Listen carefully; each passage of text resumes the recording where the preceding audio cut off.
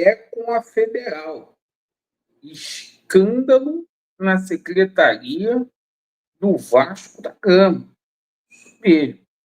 A gente vai explicar o que aconteceu. Essa diretoria está desesperada, certo? E olha, começou a mexer os pauzinhos para a eleição de 2026, coisa gravíssima. A gente vai explicar aqui para vocês. Seguinte, a gente também vai falar muito aí sobre o jogo do Vasco da Gama. O Vasco hoje joga contra a equipe do Fortaleza, há a obrigação de vencer para o Vasco deixar o Z4. Vamos falar aqui sobre a situação do novo executivo de futebol.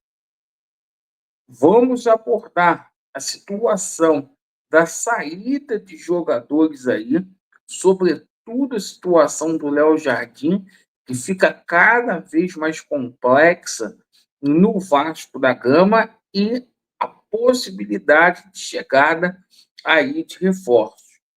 Meus amigos, eu peço a você que está descontente com o atual momento, o qual o Vasco da Gama vivencia, para você se inscrever no nosso canal. Laureano, por que eu devo me inscrever no seu canal? Porque aqui é sem maquiagem e é sem sacanagem. Aqui não é notícia gostosinha da Net Vasco, não. Aqui é a verdade do que está acontecendo lá nas entranhas do Vasco da Gama. Então vamos lá, vamos começar falando aqui sobre Vasco da Gama e Fortaleza. Um jogo muito difícil. Fortaleza vem de 7 partidas sem perder. O Vasco está sem 9 a vencer. Então vai ser um jogo muito difícil. O Fortaleza que só perdeu 2 partidas de 8 que disputou.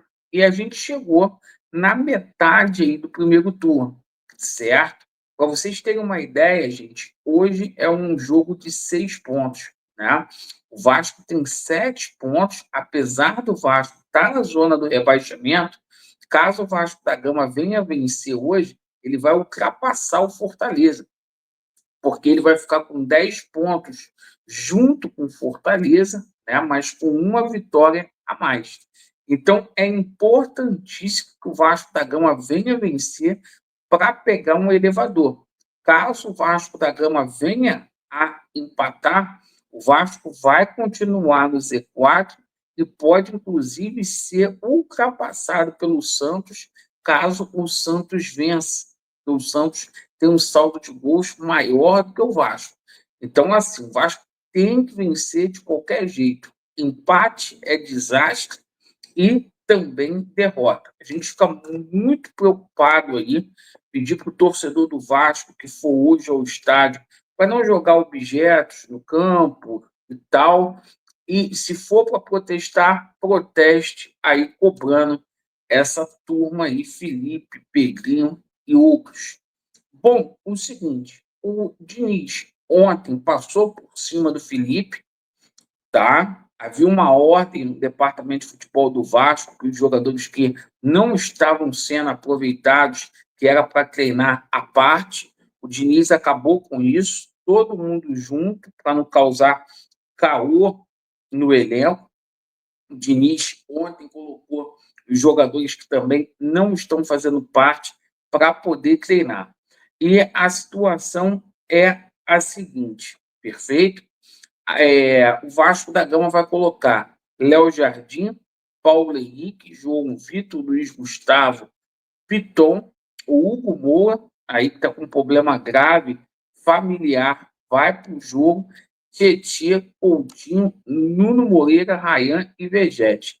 E melhoras aí para o Hugo Moura, a gente entende porque que o rendimento dele caiu. O problema familiar dele foi gravíssimo, a gente não vai expor aqui.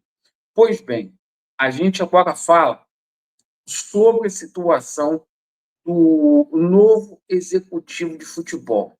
A situação segue indefinida. E pelo andar da carruagem, você não vai gostar do que eu vou falar aqui, mas aqui a verdade tem que prevalecer. Pelo andar da carruagem, a tendência é que o Carlos Amodio continue é, acumulando ali o cargo de CEO e essa função ali de diretor executivo, tá? O Vasco está no mercado, não obteve êxito ali com o Rodrigo Caetano, por mais que as pessoas estejam ali inventando, certo? O Juninho Pernambucano descartou a possibilidade, o Juninho Paulista é um sonho aí que está distante, e o nome do Felipe Ximenes aí está encontrando muita resistência por parte de pessoas dentro do Vasco da Gama. Pois bem, agora a gente fala aí sobre a situação de renovação de contrato. Essa situação do Léo Jardim só vai sair se o Vasco pagar o que deve ao Léo Jardim com relação à situação de imagem. O Porto realmente virá com uma proposta forte. O goleiro titular do Porto está indo para a Inglaterra, o Porto vem com uma proposta forte. E a situação do Porto colocar o Gabriel Veron e o Gabriel Henrique é verdadeira, sim. Perfeito? Então, assim, dois refugão, na minha opinião. E o seguinte, né, a gente passa aqui para vocês mais uma coisa nesse sábado, que é a situação de uma possível debandada aí. Porque o Léo Jardim saindo, o Piton tem proposta para sair, o Ryan não vai permanecer. Eu quero ver aí como que o Vasco vai repor essas peças. O Diniz, que recentemente disse que o melhor reforço do Vasco na Gama é recuperar os atletas que estão aqui dentro. O Vasco buscando uma renovação de contrato aí com o Coutinho, junto ao Aston Villa, e não está descartada a possibilidade do país continuar, certo? Claro, a gente fala aqui sobre a situação aí de reforços, porque vão chegar reforços aí pontuais.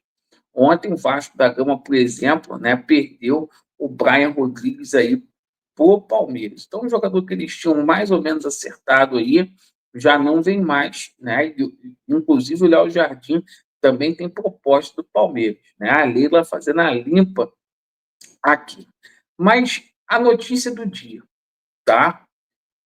A gente tomou conhecimento que nos últimos 30 dias, olha o escândalo, tá? Nos últimos 30 dias, essa diretoria teria colocado 208 sócios estatutários dentro do clube.